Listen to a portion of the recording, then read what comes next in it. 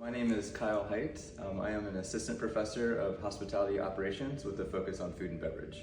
I was originally born here in Houston, went to high school just outside of Houston, and then I went to college to be an engineer and hated it, to be honest. And so I sort of fell into hospitality as a way of getting a job. So I started working in restaurants. I wanted to sort of travel and see the industry in a different parts of the United States and started pursuing my PhD at the University of Central Florida.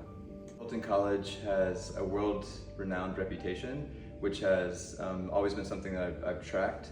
And so when the opportunity came to come back here, I eagerly took it.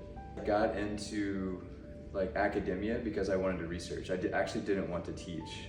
I quickly realized that teaching was the most rewarding part of any of it.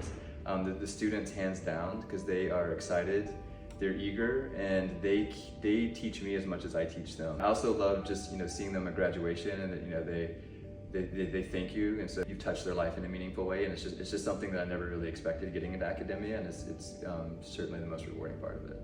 In my beverage management class, we're doing a cocktail competition. So the students have created a cocktail from scratch, and then they're actually presenting their cocktail to judges, and the winning cocktail gets placed into Eric's restaurant. My research focuses specifically on the food and beverage industry. One would be substance use in the restaurant industry, and so it's illegal drugs, recreational drugs, or alcohol use. It's something that's very prominent in the industry. And then I'm also shifting focus more to restaurant entrepreneurship.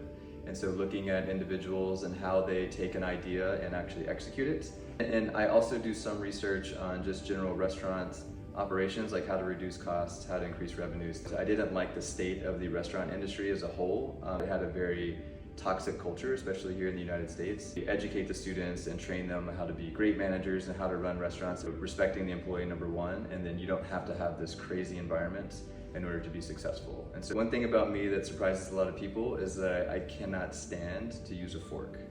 And pretty much everything that I eat is with a spoon or chopsticks. Get sauce, you can get everything in there. And so my favorite dishes are specifically Texas style barbecue. I tell all my classes and all my students my favorite food and wine pairing is champagne and barbecue, because I think it matches really well.